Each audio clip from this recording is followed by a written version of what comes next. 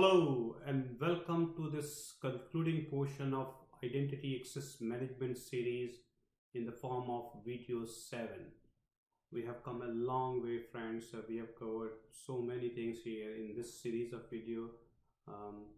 It's a lot of work. I initially never thought that it would be that much of work, but I ended up doing that in any way.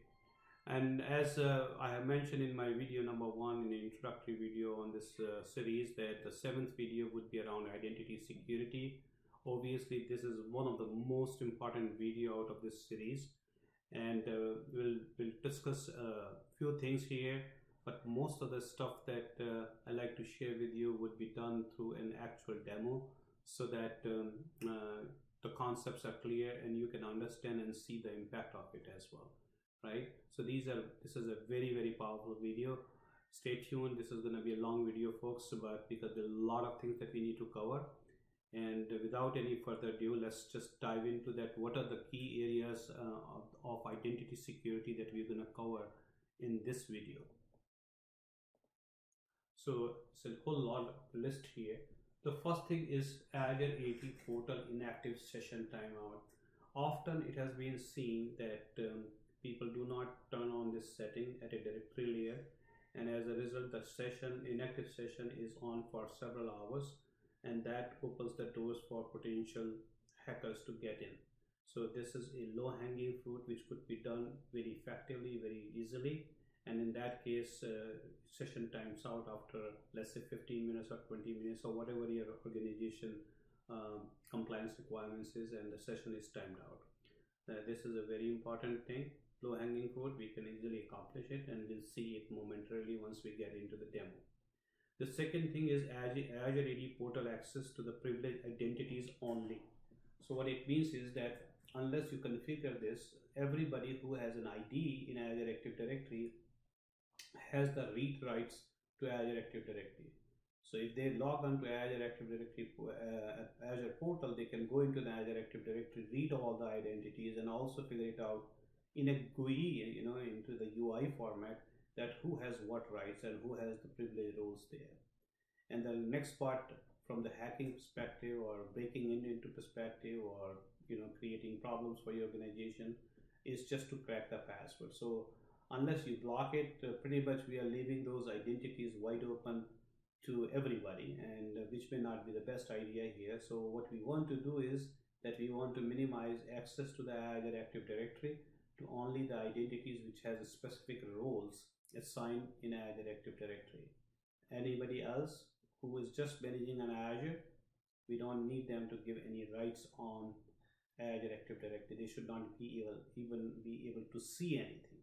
So if my developer teams are working and they have nothing to do with my Azure Active Directory, why should I even allow them to have access to my Azure Active Directory? So it's just a simple thing, but low-hanging fruit, again, very simple to do that, but it helps you immensely when you talk about security and holes there, right? Next point that we will be discussing and talking and doing is identity hygiene.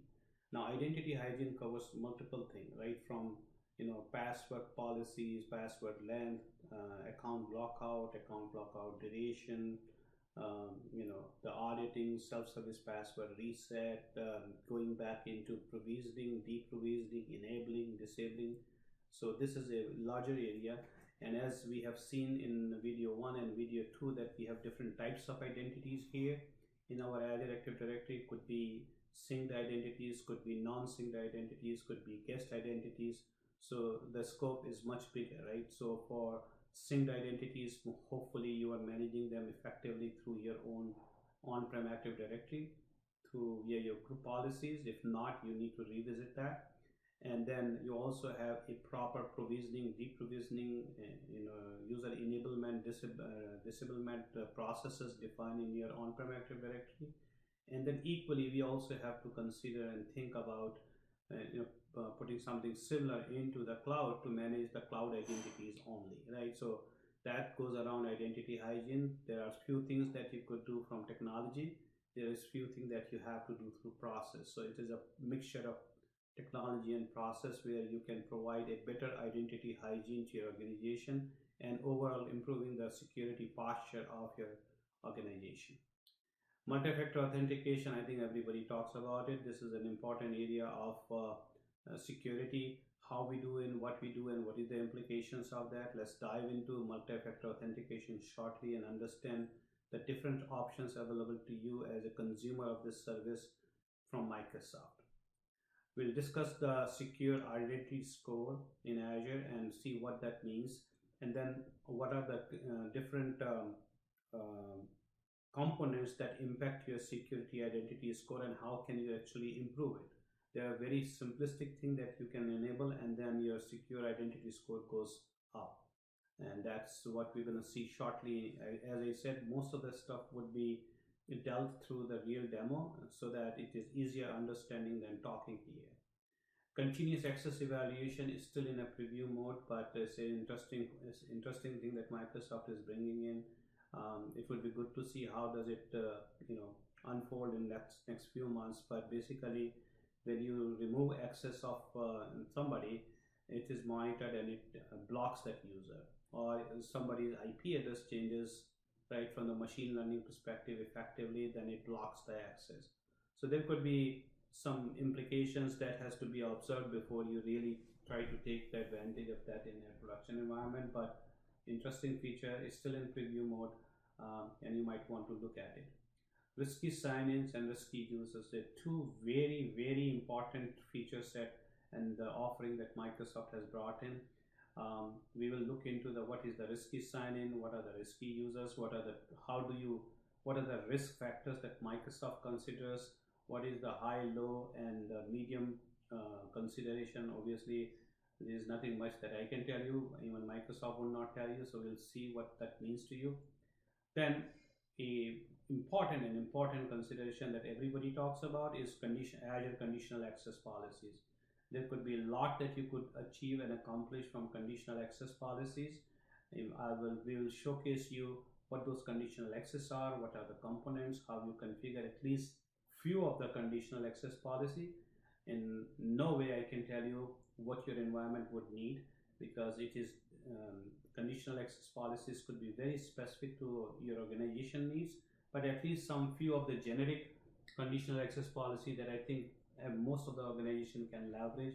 We will go into the demo and showcase to you and how to do that and what are the implications of that. The service principals and manage identities. These are two very important areas that we need to look into, especially the managed identities. And instead of talking about managed identities and service principals in this video, I have a separate video that I created a few months back. Very powerful video, and I'm a very strong proponent of managed identities. This significantly enhances your security posture. It is a very effective way of managing your services, and when you architect your solution or you define your solution, obviously there could be some pushback from your developers because they might not have done this yet. There's some additional tasks that they have to do, but if we can help them understand, hey, this is not that difficult, that what you do is it very easily, you can accomplish it using the managed identity, I think they would embrace it. And while by using the managed identities, I can assure you that it can help your security posture significantly. Now, it would not be fair for me if I don't talk about Azure ATP or Azure Advanced Threat Protection. This Advanced Threat Protection ATP is slightly confusing. Microsoft is now trying to change the naming, but then you have got Azure ATP, Advanced Threat Protection, everywhere, right? Advanced Threat Protection is available in Microsoft 365, it is available at Azure, it is available at storage, so it might be confusing. When we talk about Azure ATP, unfortunately, name does not do any justice to it, because the service runs in Azure, but pretty much it is Advanced Threat Protection is provided against your domain controllers. It is a very effective solution. Trust me, folks. I have a separate video, and once you watch this video, ATP video number 2, you will get scared. I can guarantee you that. It is so scary that you can see the attack happening in the real time, and how a hacker can build an attack from a phishing email all the way up to the stealing your skeleton key of the environment, doing the lateral movement, domain escalation, getting to domain admin, getting to enterprise admin, and finally stealing the skeleton key. Very impressive video, and it adds value proposition to your solution. It improves your ROI, it improves your TCO. Your CISO, your CIO, your CFO would be happy to see that if you implement it. If you have not implemented it, if you have already implemented it, kudos, buddy. But if you have not, then please look into this. This can definitely help your security posture. It could also minimize attack on your Active Directory, not Azure Active Directory, on your Active Directory. And I have seen, every month I see a couple of organizations coming to us and talking about that, hey, their Active Directory has been attacked, there have been breaches, there has a denial of services, and now they're freaking out, right? So this is not very unusual. This is very, very common. This happens every time, and I am sure when I'm talking to you, somebody's Active Directory is under attack. I am almost 100% sure. I wish I could have some statistics to show you, but this is that common, right? So, and many people would not even know that you have been attacked for many months. That's the worst part of it, and your identities would be compromised, and 6 months later or 8 months later you would realize that, hey, your identities were compromised. And I'm not just making it up. You know the history. You go to the, you can search anywhere and you will find instances, and after instances, that's where it has happened. Very powerful solution. Please do watch another video on Azure ATP, especially the part 2. The part 1 was for an older version of ATP, which is now almost gone, so it doesn't make any sense, but the second part is still relevant. So with that, I think we are ready to rock and roll, and we are ready to get into the demo. So you can see I am at my portal right now. That if you have been watching my other videos, you know this environment very well. Configuring that inactive session timeout is relatively easier. If you go here on top on this gearbox, you can see configuring directory level timeout, right? And right now by default it is set to never, and then you can set it to after 15 minutes or 30 minutes, whatever your organization allows you to do that. And that's what it is, right? So the other settings are not very important for me, but black, white, or none, probably you're familiar with it. But if you configure it at a directory level, this is enforced. The users cannot change it, and that's what we want to do. And that's just one simple thing, but it helps you, improving your security in, anyway. So that's one thing, right? So, and I think that's all we need to do here, and we're good to go.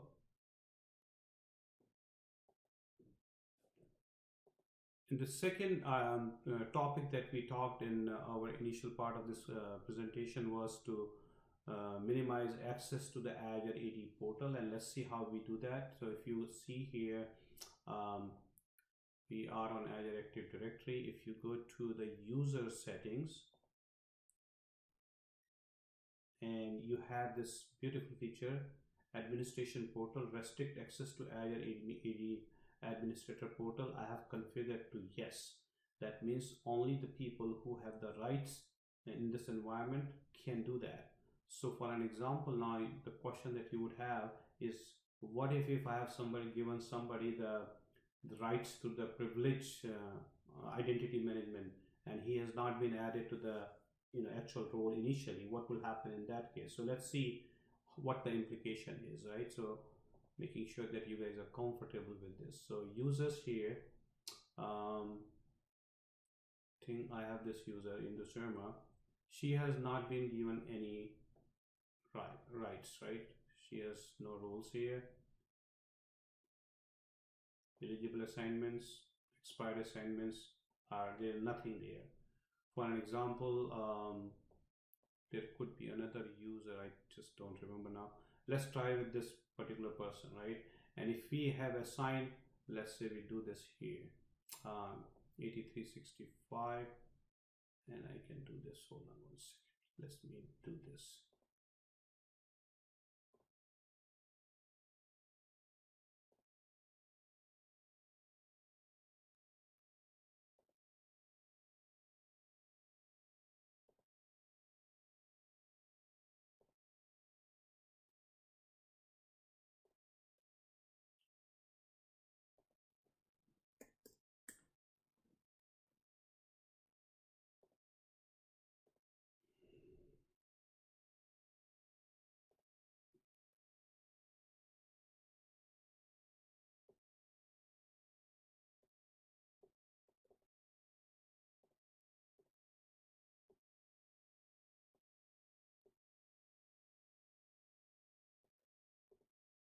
So I gave this account the reader rights on Azure subscription, and I would say active. That's okay. No, I would say eligible, not active.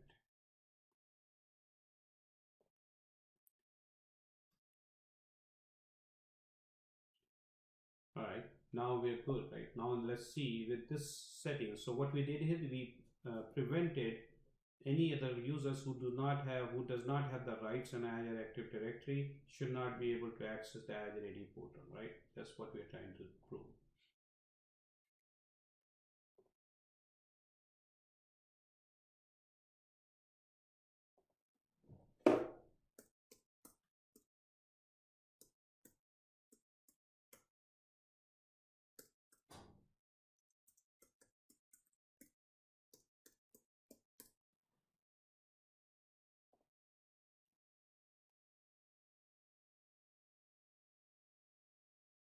Oops, sorry.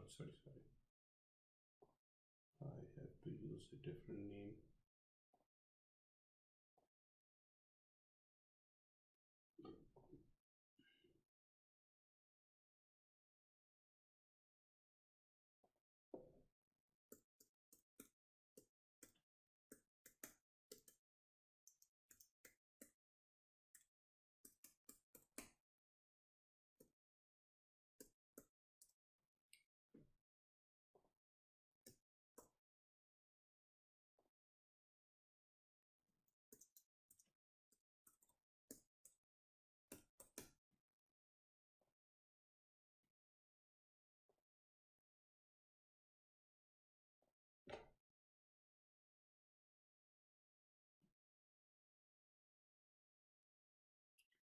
All right, so if this user tries to go to Azure Active Directory, I hope that she will not be able to see anything, right? That's exactly what we want. So no access now. Now, as a result, if she wants to go to the Azure, still then nothing there, right?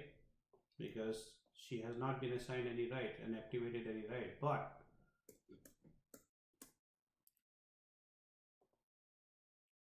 she can now go here and look into Azure resources. She has the role, she can activate it. So that means by enabling this feature, we have not impacted anything untoward, right? And now we can activate it, and then she should be able to do whatever rights you have decided to give to this particular identity, right? And that's the beauty of it. But even after doing that, she may still not be able to do anything with your Active Directory, which is what is protecting your Active Directory completely and taking it out of it, right? So she has been able to activate her role. Now if she wants to go to all resources, she should be able to see the resources inside Azure, but my theory is that she still should not be able to see anything in Azure Active Directory. Voila. So that proves the point, right? So very small initiative, but definitely helps you to improve your overall security. Next item that we talked was identity hygiene, right? And you already know that the identity hygiene can be done on Active Directory if that identity is being synced, and our identity can be also configured at Azure. So let me show you first the Azure piece, and then I'll take you to on-prem Active Directory too. So when we are talking about password protection policy here, let's go to the Azure Active Directory. That's our operational word for last few days for these videos. And if I go to the security here, and you go to the authentication methods, and here is your password protection. Very simple to do that, folks. And default is account lockout threshold is 10. If you're okay with 10, That's great, but generally organizations would like to minimize it, and instead of 10, I would rather recommend it 5 or 4, right? Lockout duration, 60 seconds is a minute. Do you really want 1 minute, or we would like probably at least 10 minutes, right? What do you think? But that is up to as an organization how much period you want to do the lockout, and I would say at least do it for minimum for 5 minutes, so I'll do it 300 seconds. And custom band password, this feature is only available with P2. This is not available with a free version. Right now we have the ability, so we can do that, and you can define custom band password, right? Depend, let's say you do not want to use for an example,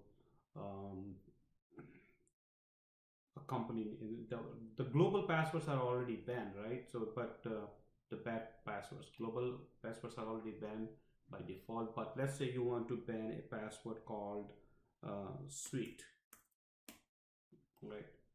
And then you can do that. Now you can have as many you want to add it here. Now you also have one more feature with your P2 licenses, that you can also do the password protection for your Windows Server Active Directory, and you can turn it on, yes, and you have to install the agents there, and you can enforce or you can audit too.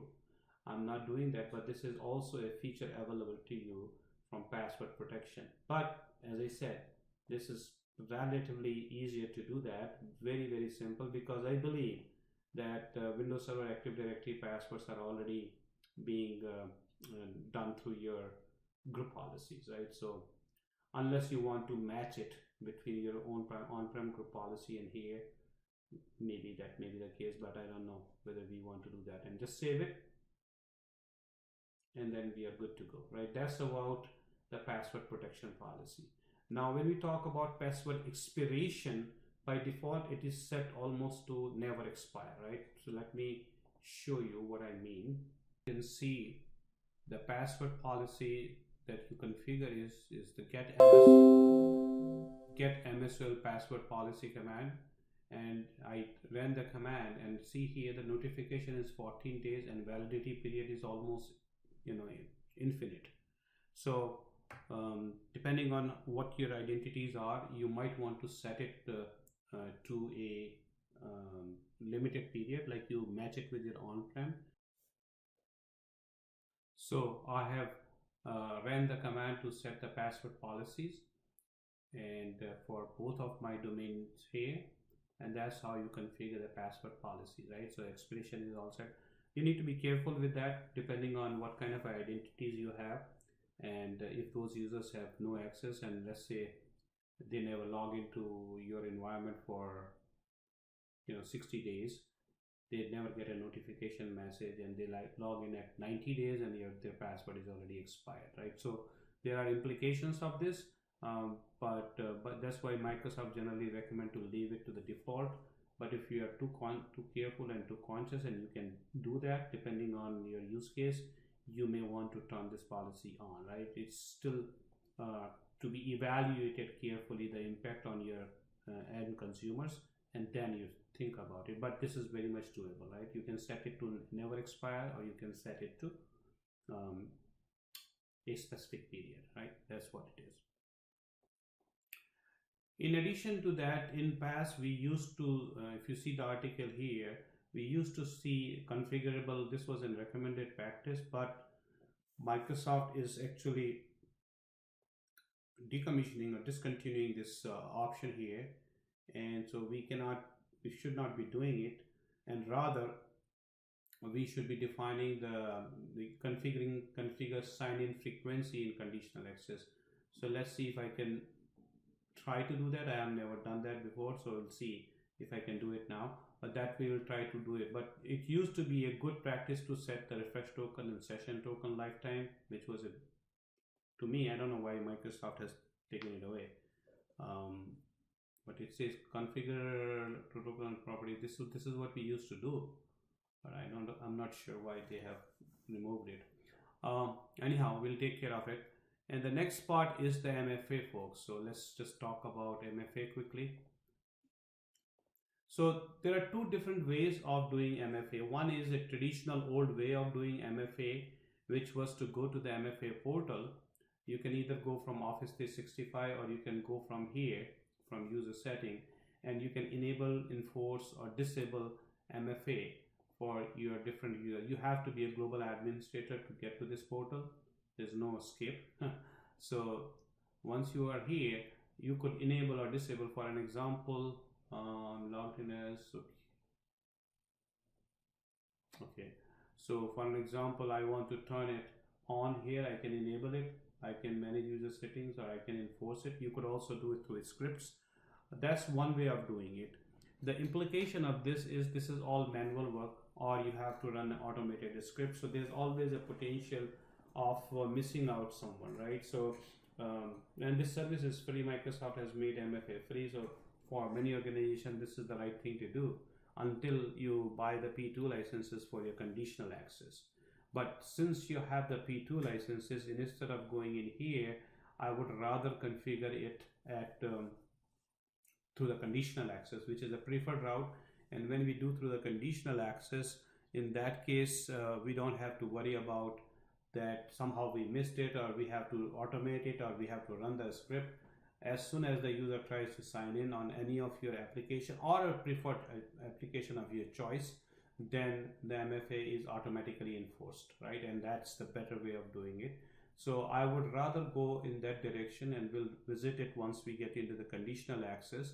But before I do the conditional access, just let's look at the secure score here, which is what we talked about. And I intentionally did not configure the MFA and other stuff because I wanted to show you here before we start doing it, right? So when we go to the security here, you will see the identity secure score. That's what we discussed earlier. And mine is going to be very bad because we haven't done anything here. And you see the different elements that you can see that is impacting your score. And I have not turned MFA for administrative roles, and that's why right here this is impacting, right? And then do not allow users to grant consents to unmanaged. Let me just make it bigger for you guys. Unmanaged application, that's moderate. We have fewer than 5 global admins. I don't have, I think, 5 global admins, so I'm good. But this is where you do not expire passwords, right? See here, moderate. Delete and block accounts not used in last 30 days. Moderate, because this is where this comes into picture. Block legacy authentication. Now this is an important topic for discussion. This is a recommended settings to be done, but it has an impact on your Exchange Online directory.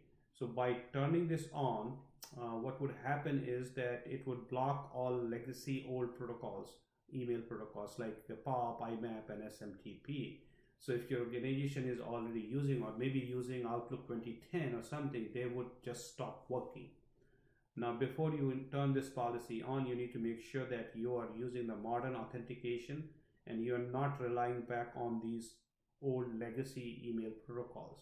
And if that's the case, you should turn it on. It could be very well easily turned on from conditional access, right? So it can be turned on, but there are dependencies here that you have to be careful about it. We already talked about turn on sign in risk policy and sign in users policy. We'll be doing it shortly. And ensure all users can complete multi-factor authentication for secure access. This is high. This is like 50 is here, require MFA for administration, and this is high. But once we do for all that, that covers it, right? So it's a very important item. And enable password hash sync if hybrid, right? Enable password hash sync if hybrid.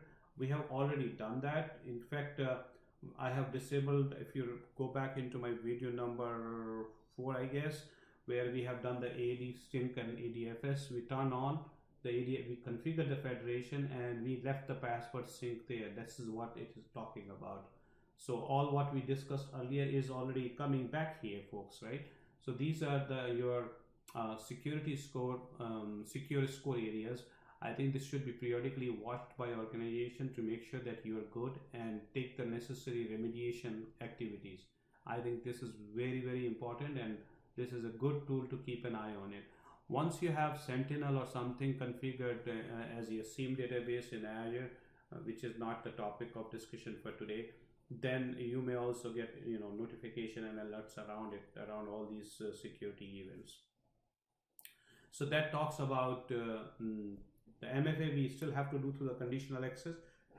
That explains you the secure identity secure score. Now once we go into the next portion which we mentioned, which is still in a preview mode, this is self-explanatory, and we use it with caution. I'm just worried about this part, client IP address range. I believe that Microsoft is doing the machine learning behind it, like they do it for risky sign-in. And if a user has been logging on to a particular IP address or IP addresses for months and months and months, so they have a machine learning that this user logs in with these IP addresses, and all of a suddenly that changes, it will block it, right? So there could be implications of enabling this, and I can just foresee it. So I am a user, I am a CIO, CFO, CTO of the organization. I use my laptops either from my home or a hotel or whatever, and suddenly I move to an unknown location, I travel overseas, and then I'm blocked, right? So that's the implication of it. You can click learn more. So be careful to do that, because I'll tell you what lesson I have learned by doing this kind of a thing. And that would also substantiate what I'm saying right here. But this feature is available still in the preview mode, and once it gets more mature, I think then you guys should consider about it. Now, next important topic is to talk about risky sign-ins and risky users, right? So let me get there. So when we talk about the risky sign-ins here, there are multiple factors and risk detection that Microsoft uses. Microsoft uses machine learning algorithm behind the scenes is extremely powerful and useful. Couple of risk detection that Microsoft has documented. There are a few things that has not been documented. I just want to make sure that when we talk about risky sign-ins in terms of their severity, whether low, medium, or high, that's a Microsoft discretion and algorithm that they do not share, and that what are the criteria of deciding whether this is high, low, or medium. So that's a question that I don't think any of us can answer. That's within Microsoft realm, and only they know how to categorize that, right? That severity. But other than that, these are the different risk detection that Microsoft offers you. They are very self-explanatory. Anonymous IP address, when users use a Tor or VPN for anonymous access and hide their login telemetry data, that's where the anonymous IP address, I would be able to demo you this as one of the the risky sign-in option.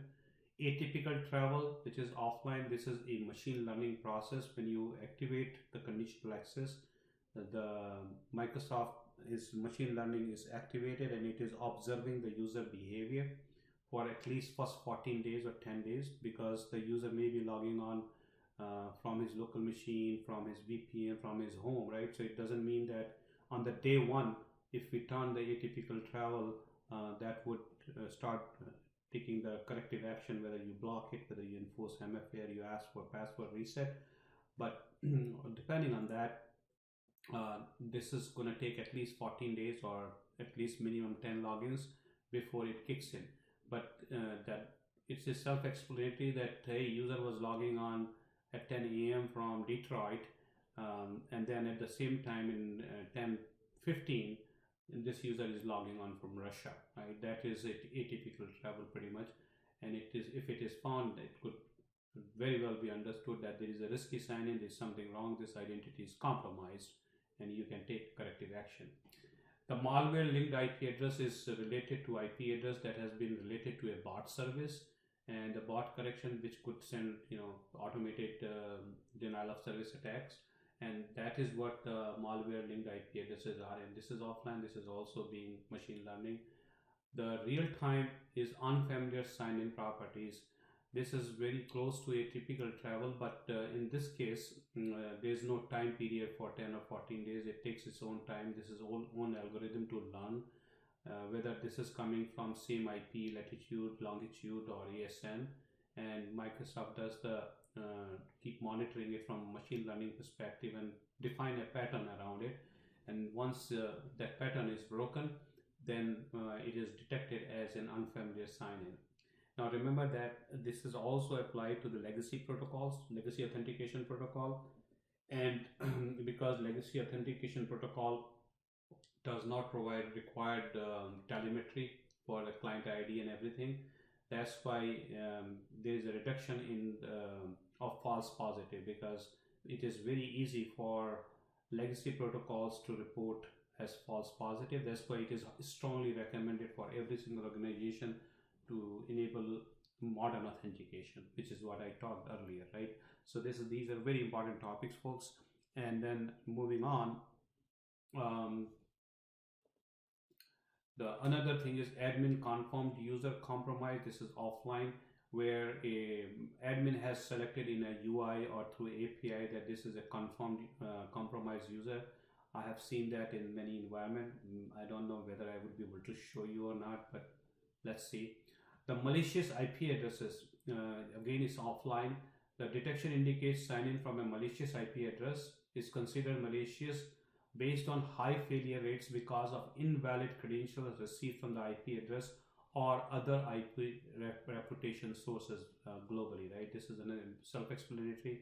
Suspicious inbox manipulation role, when you see a large kind of a deletion from inbox or some data from folders, and that probably done through a script or something, that's where it appears that there is a threat, and it is done to the MCAS, Microsoft Cloud App Security. Now next one is the password spray, which is offline. Again, a password spray attack is where multiple usernames are attacked using common passwords, right? Kind of a brute force manner. And risk is detected, and it is reported as a risky sign-in. Impossible travel, right? There was an atypical travel and impossible travel, right? This is again an MCAS feature where this detection identifies two user activities in a single or multiple sessions originating from geographically distant locations with a time period shorter than time it would have taken to user to travel from the first location to second location. So these are your risky sign-in risk detection type, and then we will also look into the risky user detection. So risk detection for risky user is leaked credentials, right, which is self-explanatory. This risk detection type indicates that users' valid credentials have leaked when cyber criminals compromise valid passwords for the legitimate users, and they often share those credentials, right? So this, I'm not going to read all that. It is for you to read it. Azure AD threat intelligence. This includes multiple things, again from machine learning perspective. User activity which is unusual for a given user in a consistent or known attack pattern, based on Microsoft internal and external threat intelligence. So hard to say that what are those criteria again, but this is where Microsoft has hidden that those details here, so that there's not much information available, and that's what is about risky users, right? All right, so time for a demo. And let's start with conditional access that we talked about. All right, talking about the conditional access policies here. So let's just first understand what the conditional access policy is and what are the components of conditional access policy, and then we will start deploying it. So if you see, the conditional access policy in general would have a name, whatever name that you decide to do. Then you will have to select the users and group where this policy needs to be applied or assigned, right? There are three major sections: assigned, condition, and the control, right? So we'll see assignments, conditions, and control. These are the three components of your conditional access policy, which makes it so very powerful. So in assignments, you can have select users and you can exclude it. You can select users or groups. You can also run in report only mode, which is recommended, especially for a few things that you do not want to impact that user and see the effect first, and then you can turn it on, right? So you can select all users, then you can exclude certain users, and we'll talk about exclusion is going to be very, very important for certain reasons. Then you can pick up which clouds apps, or you want to select apps, or you want to all, or what, right? And then you have the conditions, the different conditions that we want to apply. And finally would be the access control, right? And access control, you have two sessions. One is grant, and second is the session, right? And these are the different component of any uh, conditional access policy that we do, right? So let's start with the first conditional access policy, where we would be enforcing the MFA for the entire organization. Needless to say that conditional access comes with the P2 licensing. So that's the reason I mentioned in my first video that I do not see why would organization not use P2, because it has got so many things to offer you from security perspective, right? So let's say we say enforce MFA is our first policy which will automate it.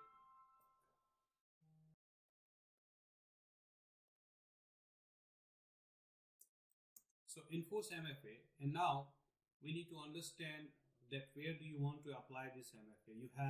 You can use all users, you can use select users or group, or you can say all guest and external users only, the B2B scenario, directory roles, or you can say users and groups, right? So you can say users and group, then you can select specific group of users. Especially from the POC perspective, you can have a tiny set of users, your first kind of a guinea pig users, if I have to use that word, and test it first. Or you could apply it to all users, right? Or you could say only for directory roles, like this is important for all directory roles. This is another policy. So what we can do here, enforce MFA, and we can say all users as one policy. And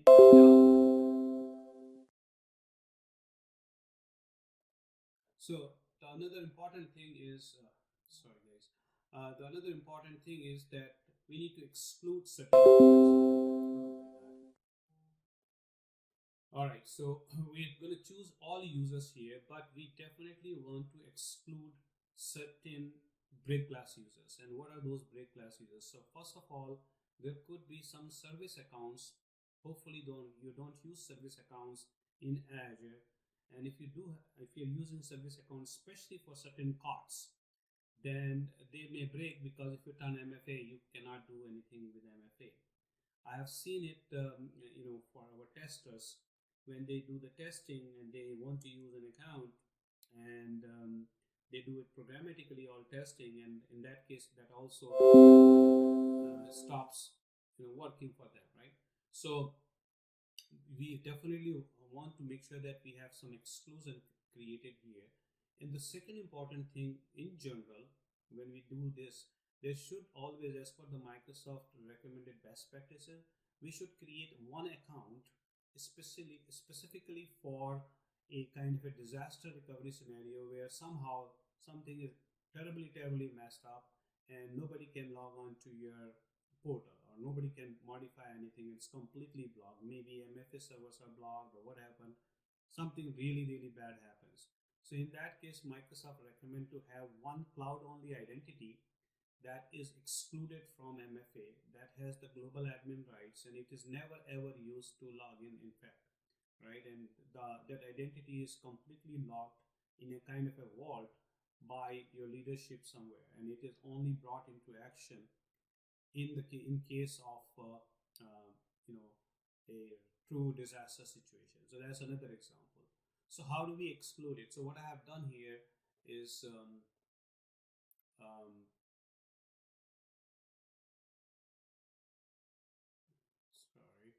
I need to go here. I have created one account to exclude it from MFA,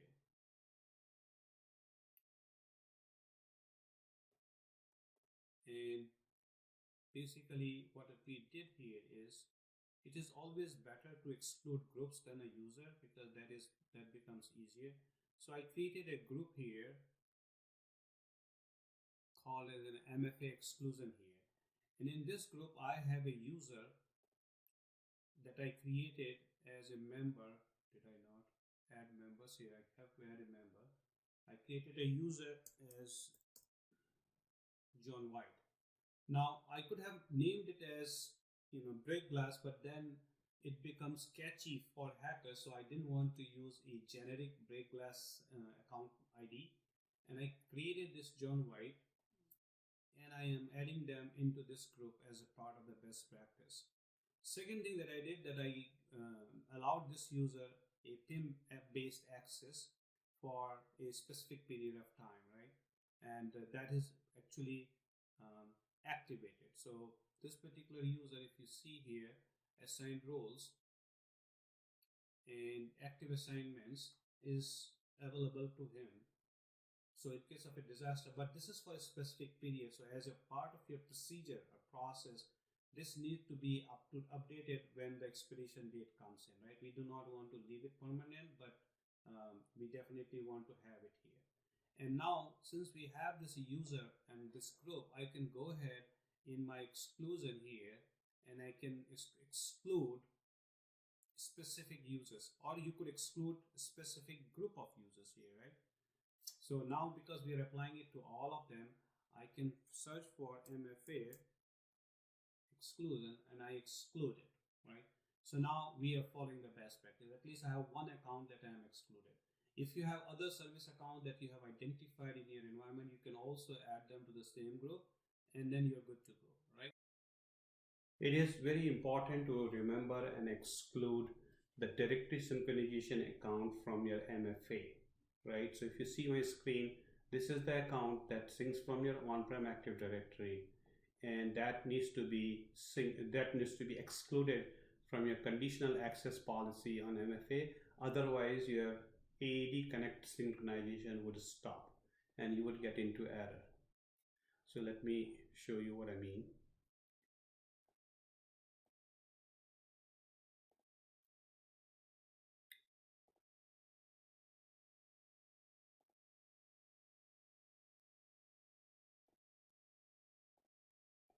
So you see here this on-premises directory synchronization account, and if you are using the group in Azure Active Directory, you will not be able to add this account into this group because this is a synced identity.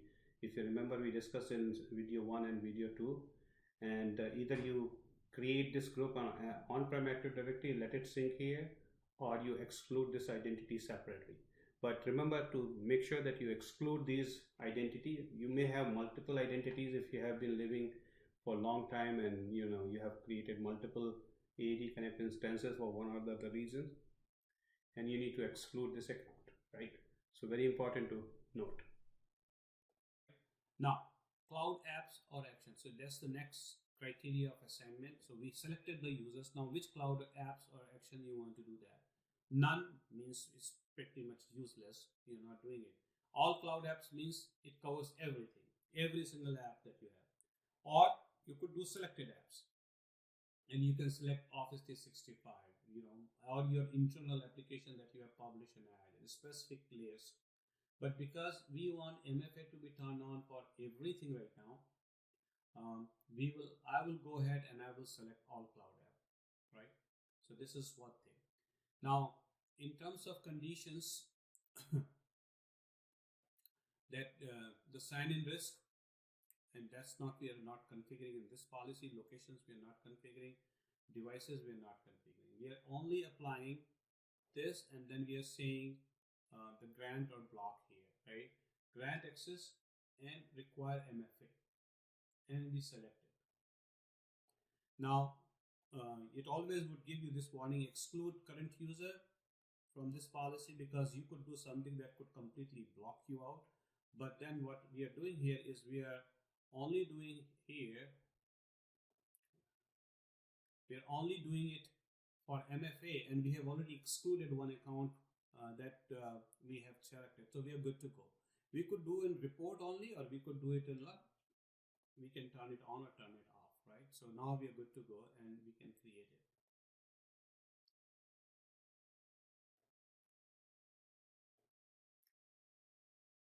Oh, so security default must be disabled to enable the conditional access policy. This is very important, folks. And I think I forgot to mention that, but let's understand that. So in general, I did not turn it on, so it looks like that Microsoft has done it by default now.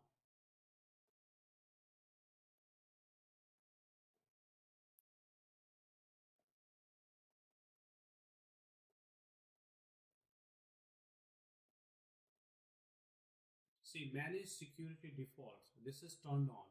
When the manage security default is turned on, then you cannot run the conditional access policy. And it also does a lot of other things automatically. So if you're not too familiar with conditional access, you can turn this on, security setting, or maybe you don't have the licenses to start with. That you can turn this on, right? So if you do not have P2 licenses, you still want to enable security. I want to show you what it will do for you. Now, this is what it would do. The task that we are doing now, right? Require administrator to perform this is all best practices, but this is where it could be troublesome. Blocking legacy authentication protocols. So as I mentioned earlier, if your clients are using old email protocols, SMTP, POP, IMAP, they may not be able to connect anymore, right? That's another problem. Require users to perform multi-factor authentication when necessary, protecting privileged activities like access to Azure portal. So this is automatically doing it if you turn this thing on, which is what is turned on. And in past, Microsoft never used to do it by itself. Now they are turning it on by default because I did not turn it on. So in order to start leveraging the conditional access policy, see here, I will have to choose it and then save it. So now I can use conditional access policy. This is important. But if you have turned it on and you have the old authentication protocol being used, Outlook 2010 being used, somebody using IMAP or POP or SMTP somewhere, then it might cause problems for you, right? So now going back to the Azure AD Connect, right? And now we can try to create it. No, it's not taking it up. Can't refresh it.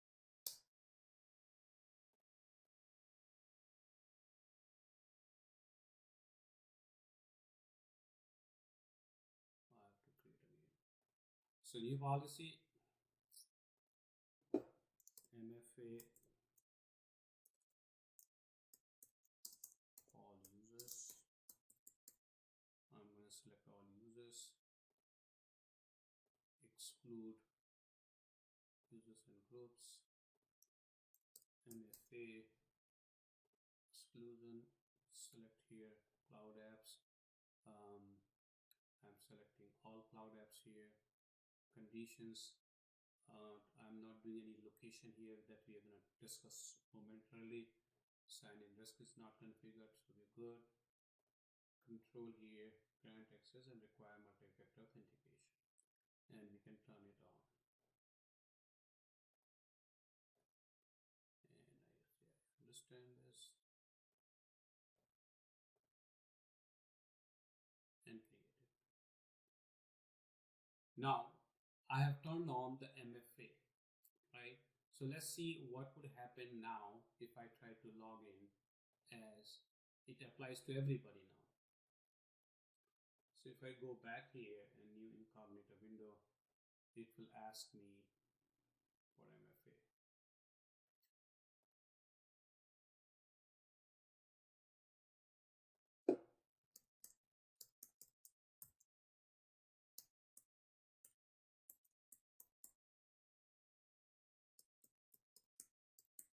Remember that it would also enforce MFA on your guest identity with the setting that we did. Now, as I already expressed yesterday, that if that particular identity that you have added is already using MFA at their layer, maybe that is MFA being done at the partner layer, or maybe that MFA, that identity came from another Azure Active Directory from your partner vendor who is already doing MFA, then you definitely want to exclude them. You don't want to do it twice, right? Or you want to exclude external users completely. So you need to think that.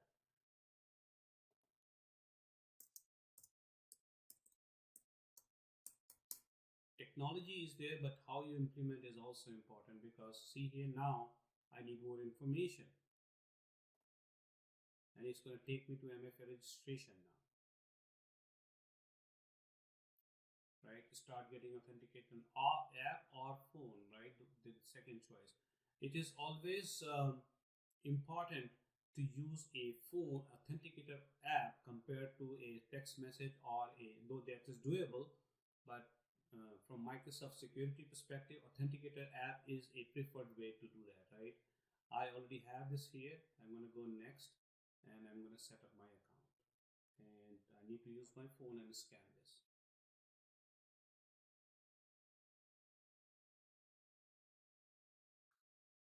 Authenticator app. Okay, authenticator, and I need to add account. Oh, I've got school account. I have added it. It's that quick. And I need to approve it. Not hard, guys, right? If you have not done it in past, so it's pretty straightforward. And I need to approve it. And you can approve that who you are by texting a code. So obviously I need my phone here, 248.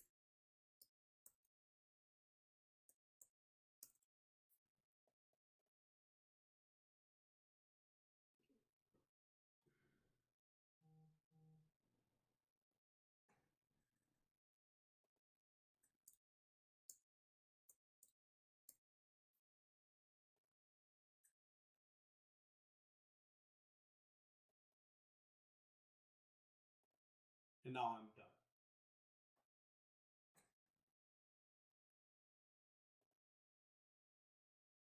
We are going to do this setting momentarily as well, right? So this is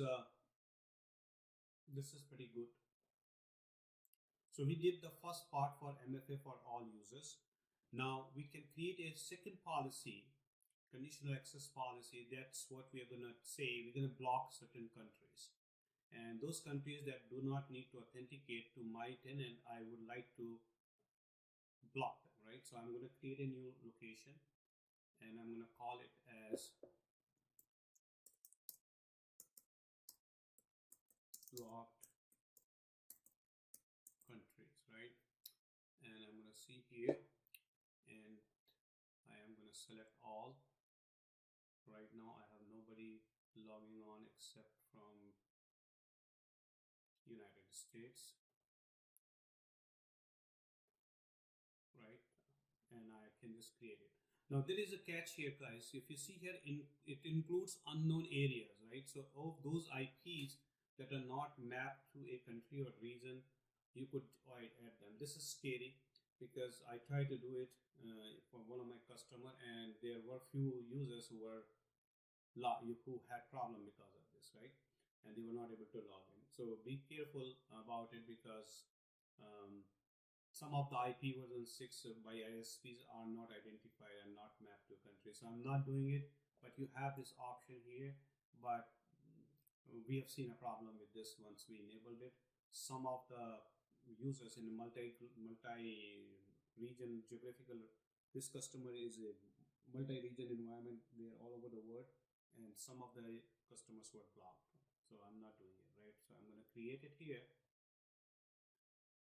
and I'm going to block it now. So we have created a location, and now we can go into conditional access and create a new policy, and we can block countries.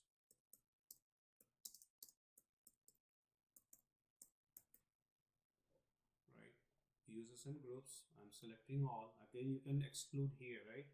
But because I'm good, I have one country selected, only one country selected, and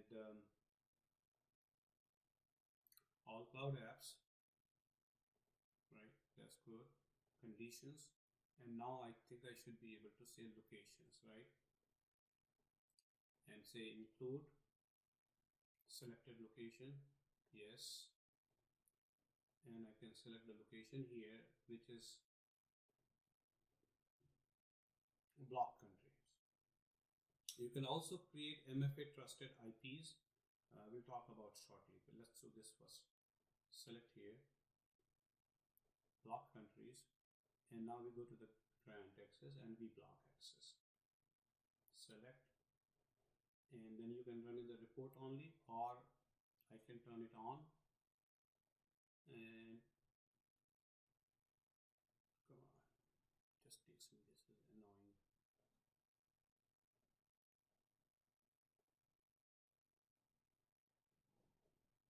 All right, and I can create it. Oh, the assignments and controls. Did I do that? Block control.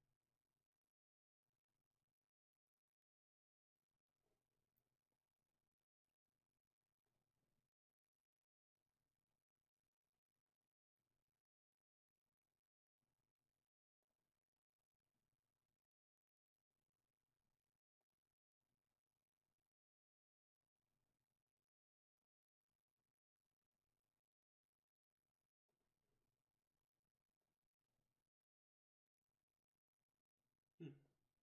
So folks, what I had to do is, unfortunately I have seen this last week as well, that it doesn't let me select all apps here, all cloud app, and I have to select certain only limited number of apps. So um,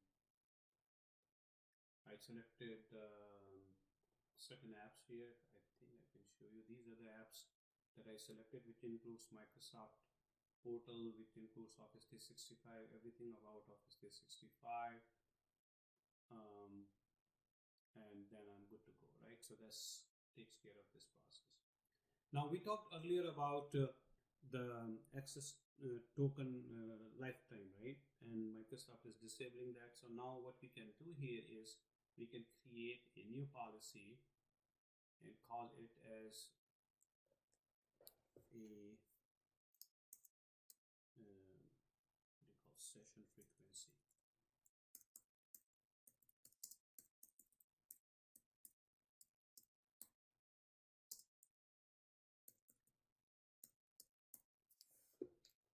So by default, once the user is signed in, they are signed in for 90 days, right? And the user doesn't require to re-authenticate. So for an example, if you are using OneDrive and you will continue doing it, it will not ask you to re-authenticate for next 90 days, or SharePoint Online, right? If you connected it to OneDrive, and it will not force you to ask you to re-authenticate, and that should be okay as long as the user is coming from the same location. And if something happens, then it will definitely ask you for other policy to re-authenticate. But if you're okay with the 90 days period, then fine. Or if you want to reduce it, you definitely can change it. So I selected all users, all cloud apps. Condition, I really don't have any specific conditions here in addition to the control. And when I go to the sessions here, I can say sign in frequency, and I can say instead of default 90 days, I want to reduce it to 30 days or 3 days or 5 days, whatever your organization is comfortable, right? You can select hours or days, even hours. So this is your organization prerogative. Shorter the duration is, the better it is, but it will backfire from an user perspective because user would be asked to re-authenticate that many times. So for an example, if I do it for 1 hour, and you are working on a OneDrive document, you have opened a Microsoft Word document, you started at 10 o'clock and you did it until 10:30, and then you say, hey, I'm going to take a break, and you locked your workstation, moved out and get a coffee and everything, and by the time you came in, it's already 11 o'clock, 1 hour time period is done, and it will ask you to re-authenticate. So that could be annoying and irritating. So that's why it has to be judiciously planned and be comfortable and communicated to the end users too, right? Similarly, you can also set the persistent browser session. If you see here, it gives you the information here, right? That's very easy. And same thing is the persistent browser session. I think this should be read very carefully. This does not affect the token lifetimes or sign-in frequency setting. We are already doing the sign-in frequency setting. Basically, sign-in frequency setting is your refresh token. That's pretty much it, right? That's indirectly. And persistent browser is that if you're logged into the browser, it keeps your credentials there, even if you're turned off. So a persistent browser session allows users to remain signed in after closing and reopening their browser window. The setting works correctly. This does not affect all token lifetime sign-in frequency setting, which we are doing in a different one. This will override show option to stay signed in policy in company branding. And never persistent will override any persistent SSO claims passed in form of federated authentication services.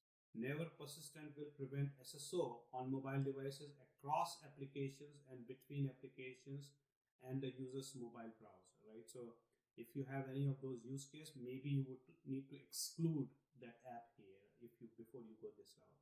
So I'm going to say never persistent here, but as I said, if you have any of those apps that are going to be troublesome for you, you can definitely choose it here if you have those apps, mobile apps created on Azure. Other than that, you should be good.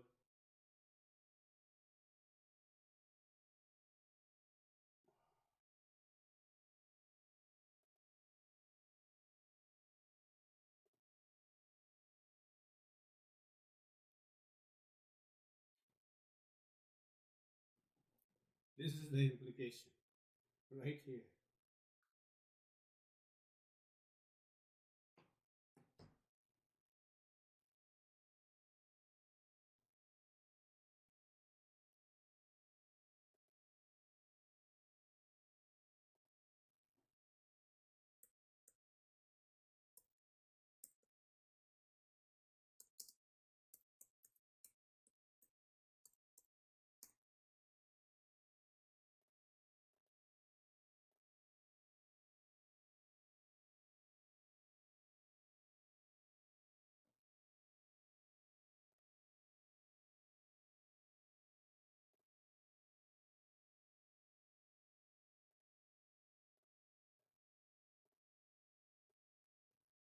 So I'm going to create two of them actually.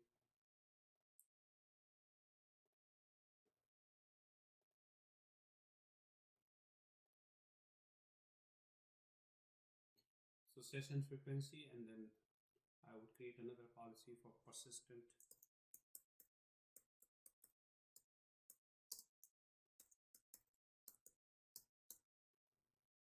in case we need to, somebody needs to modify it.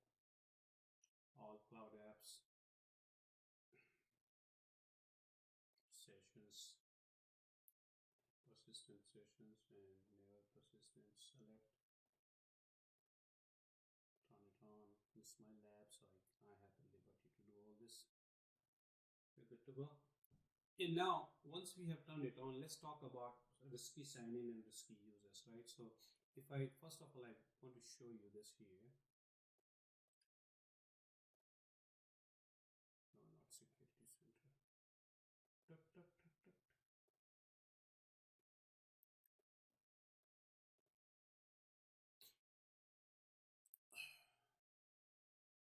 So if you go identity protection here, you have user risky policies and you have sign-in risky policies. So you could even either configure it here, or you could say this is turned off right now, right? But this is only one setting here. So if you want to do it at different layers, then you would have a problem. So all users, sign-in risk, high, medium and above, and low and above, medium above, and high.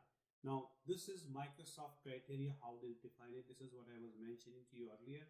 There is no way that I can tell you what are the criteria to define whether it's high, medium or low, right? So but Microsoft would define it based on their algorithms. And then you say access here. You have options what you want to do: block access, allow access, right? Or multi-factor authentication. Similarly, this is turned off right now by default. And if you go into the identity protection back again and then user risk policy, same thing for the sign-in risk and same thing for user risk. And then you can also look for risk detections here. This will report you whatever the risk detections are, risky users and risky detections are. Risky users will be shown up here. Risky detections would be shown up here. This subscription was created, or this tenant was created only last week, so I'm not seeing anything here.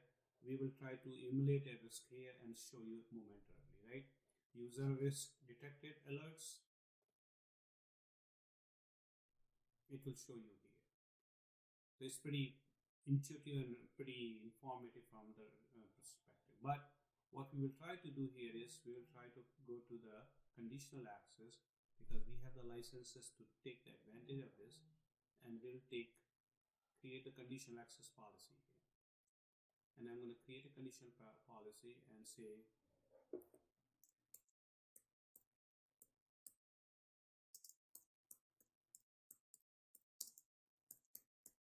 risky sign is high, right? Users and groups, all users, cloud apps. I think I might run into the same issue here. All cloud apps, and the conditions here, this is where important, right? Sign in risk with, this is what we are talking about. Configure yes, and if it is high, then what we want to do, right? Select here, and access control, block access. So if it is really high, then we will block access. So for an example, somebody is coming from an anonymous IP address, it will block it. It will not block the account, it will block access from that point, right? So this is exactly what we should be doing. So we have configured a new policy with risky sign-in high. All users, all apps, one condition. That is what we have done. And we can turn in a report only mode to start with, to say it. Let's do it in report only, and then we'll convert it into.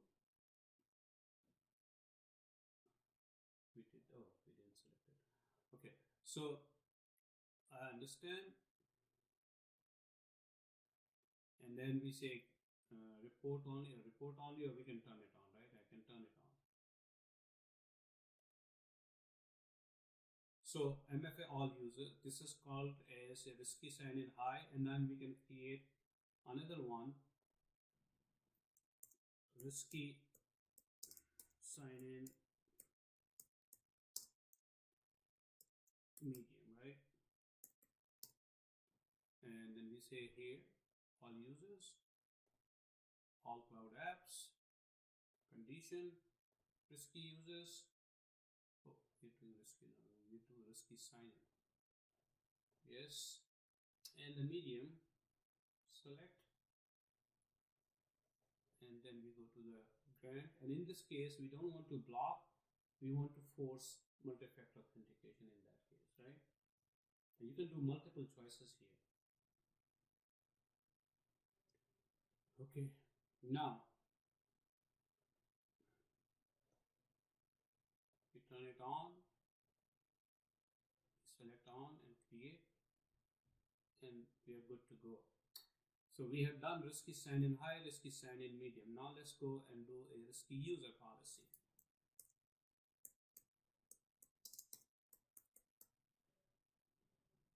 Let's say risky user high.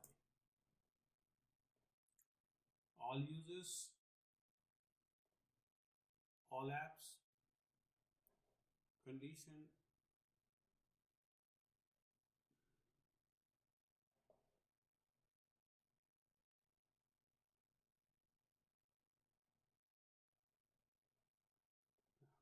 user risk, yes, high, done, control. And this time what we want to ask them, the recommended practice for user risky user is user password reset, right? Yeah, we already did that. Now the caveat is that in order to make sure that it works efficiently, you should have done the self-service password reset. That means you should have, when you deploy the AAD Connect, you should have the password reset, write back option configured, right, in the AAD Connect tool. And which is what we did, if you recall back in our video number 4, I guess, when we deployed the AAD Connect tool, we decided to choose the password write back. That's the thing that is going to come handy for us now. So if I select it here and I say I understand it, and now I can create it and I can turn it on. Right. So now we have MFA for all users. We have blocked the countries. We have defined the session frequency. So instead of 90 days, now it is going to be 30 days maximum.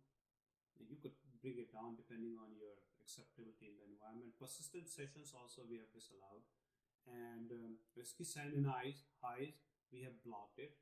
Risky sign-in medium we have done it, that it's going to enforce MFA, and risky users high we have asked to reset the password, right? So what we can try to do, we can try to emulate this attack now, and see whether we see that event happening and what actually happens, right? So we talked about the password reset or self-service password reset. We also need to make sure, though we have turned it on our AAD Connect tool, as I mentioned in my video 4 or video 3, I don't remember now. So we also make sure that we turn it on here, and then a user should sign on for the self-service password reset, right? So this is an end user education also important in MFA, conditional access. Everything that we do, it has to be communicated with your help desk team, with your leadership, with your end user, because it impacts the end user experience, and unless they are very well educated, informed and communicated, it might create problems for you. So communication whenever we apply these policies, right? That's important to understand. So what we are going to do here, we're going to try to emulate an attack from an anonymous IP address, and I'm going to use which account I should use. Let's use Bobby Malik's account, right? Now, in order to do that, Bobby Malik should register for self-service password reset, because that's what we're going to try to do that. So in order to in order to register for your self-service password reset, the URL I believe is aka.ms/sspr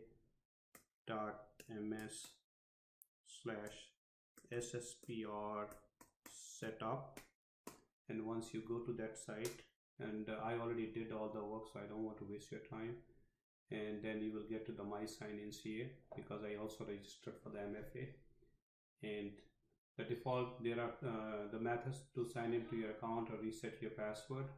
Which one we want to use? We want to use phone, or we want to use the Authenticator app, right? So we can add method, or we can just use this method here for the time being. I can delete the phone, or you can leave both of them, right?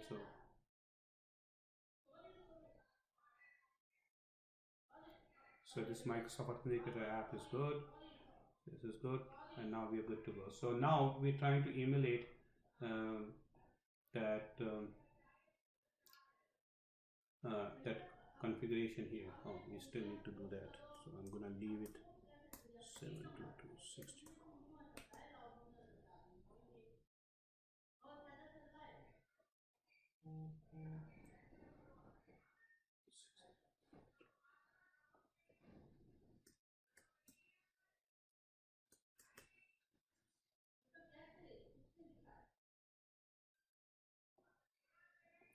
All right, so we should be all set.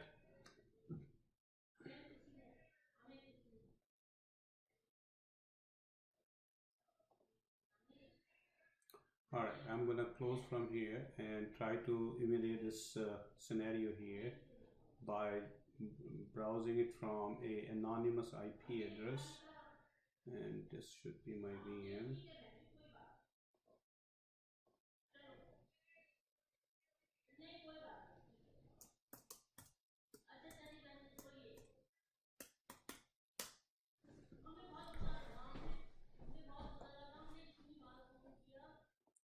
Alright, I'm going to try to log in as Bobby from an anonymous IP address and emulate a risky sign-in.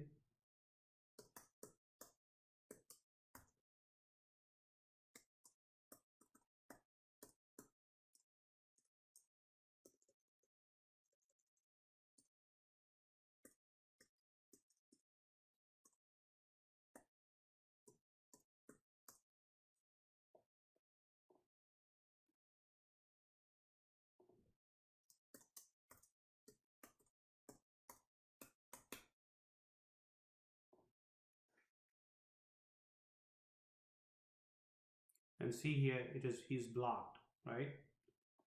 He cannot sign in because he's coming from anonymous IP address, right? So I'm gonna close this here and get out of this here and go back to my Azure Active Directory and see what happened, right? So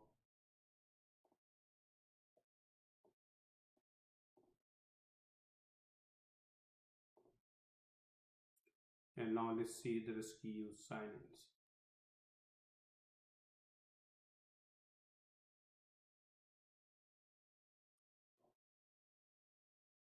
Should coming up any minute, I hope so.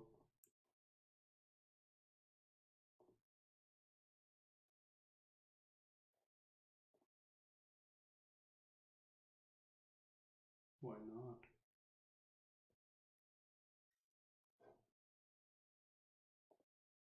So it took a couple of minutes to show up the Bobby is signed up at risk, right?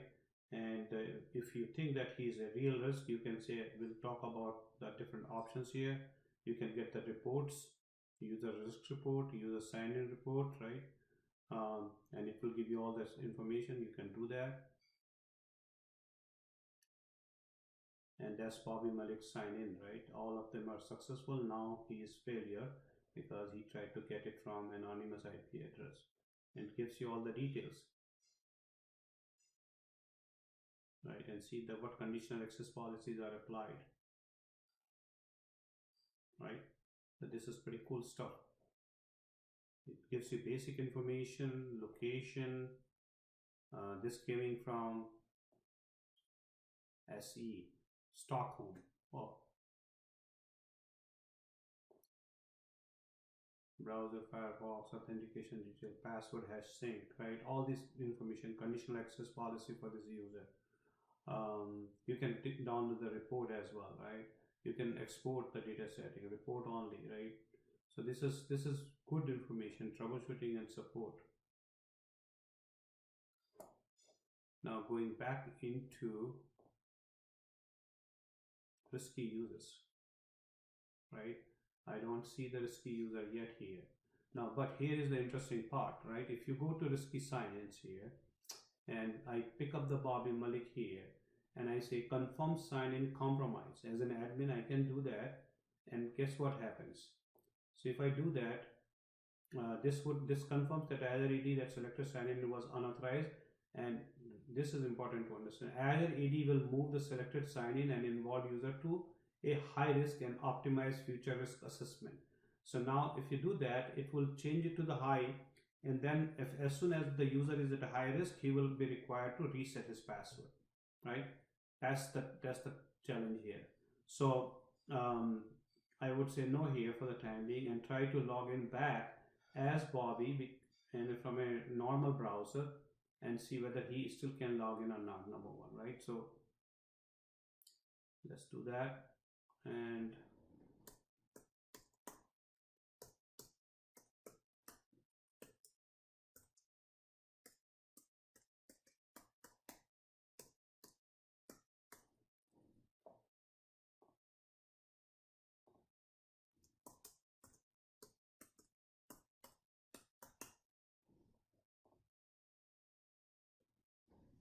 I'm getting the approval request.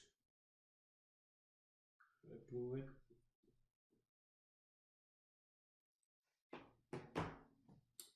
So basically, he was blocked from that device with that anonymous browser, but he could still log in normally if he's coming from a secure browser without the anonymous IP address. So it's good as far as this is concerned. Now I also want to show you one more thing here, that by blocking, people have confusion about it. When we say block access, I will go to Active Directory and users and Bobby Malik. So it does not block the user. That's why he was still able to sign in normally from a normal browser, perfectly fine. But if he tries to come in from anonymous address, then it would become a challenge, right? And in that case, it would turn into be, it will be blocked like I showed you before. Now, let me try to do this and see what happens. Let's go here and go to the security, and let's try to say identity protection, risky sign-in, and I'm going to change it to confirmed, right? And then confirm sign-in compromise, yes. And then what happens is that it should convert it into a risky user now. And see here, now it's a risky user. So in order to fix it, I have a lot of options here. I can risk user detection, You can initiate the reset password here as an admin. You can confirm the user compromised, and you can dismiss the user at risk, or you can even block the user, right? And when you say it will block the actual user here. This is pretty cool stuff, folks. This is very powerful. That's what I kept saying, that P2 licensing is very important.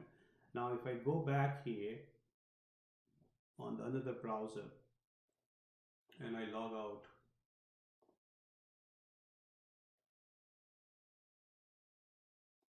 and I try to log in Bobby Malik again, and I'm sure it's not going to let me log in again.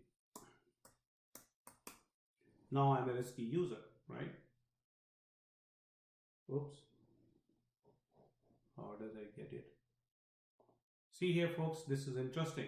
Now it's asking me to change the password as per our conditional access policy that we set. If the user is at a high risk, then what we set the condition policy is to reset the password, right? Now, because we have the self-service password turned on, and we have also enabled in Azure portal, we have also enabled at the AD Connect, so it would let me do that.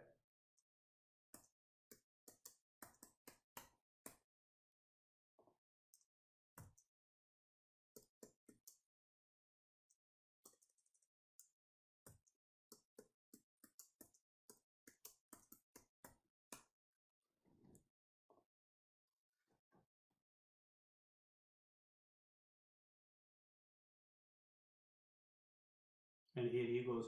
So he can now log in because his password was set. So both the policies work exactly what we expected and how we expected to work, right? So we can say dismiss user at risk now because we have remediated the problem here. And that shows you both the conditional access policy that we have created earlier, right? Remember that conditional access policy for the risky sign-in, we have for the high we set block, for risky users we set reset the password, right?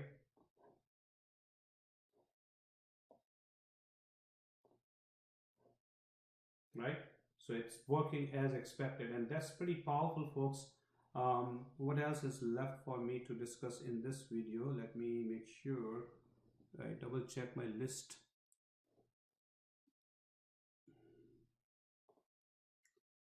All right, so we have talked about risky users, we have talked about conditional access. Next is the service principal.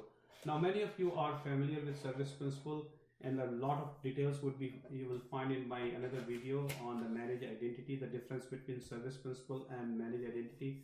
I don't want to waste your time into this.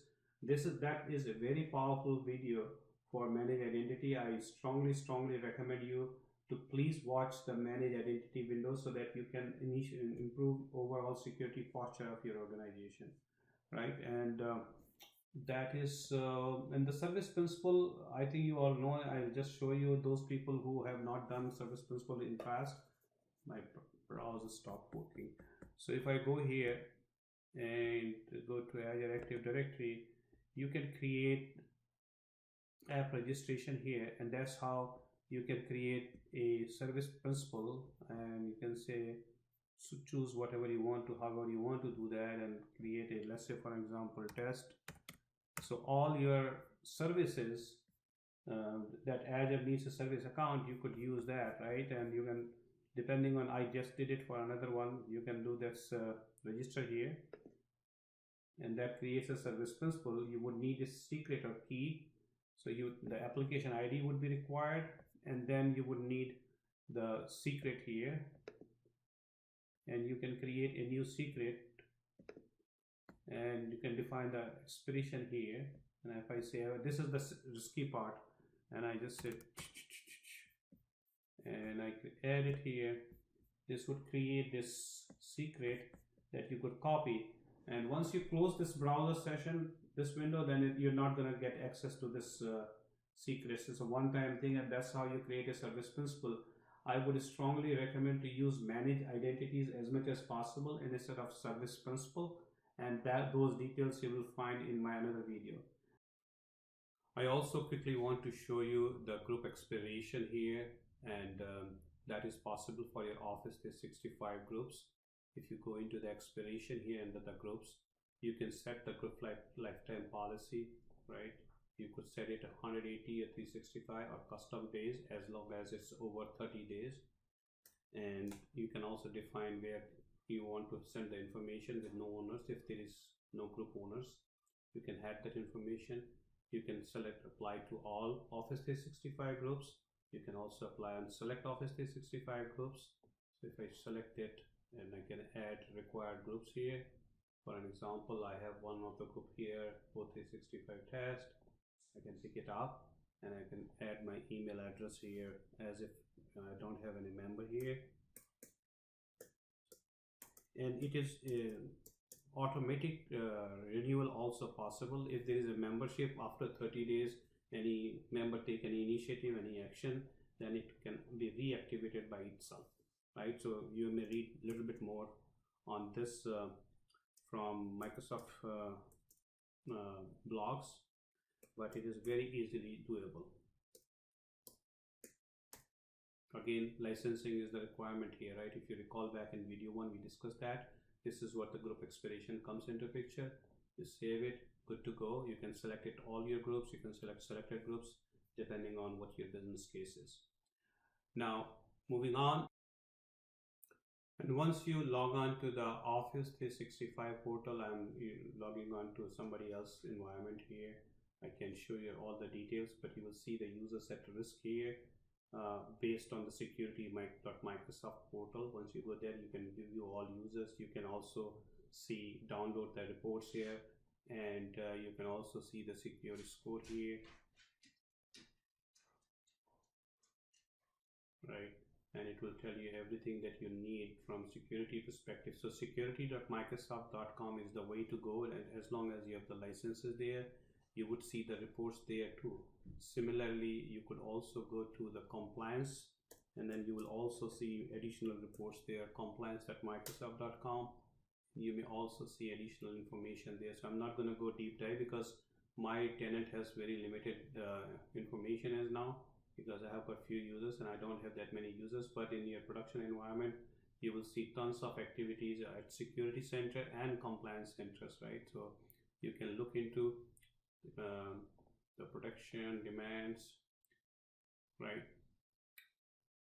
Your compliance score, discovery solution. I'm not going to read all that, but visit your security center. This video is already too long, but you will find a lot of information, folks, at security center, and Microsoft has done a real great job on security.microsoft.com as well as at compliance.microsoft.com, right? And you will see risky to users, risky sign-in, all those reports would be here as well from that perspective, right here, as well as you will see in your security.microsoft.365.com, right? security.microsoft.com. All this information is here.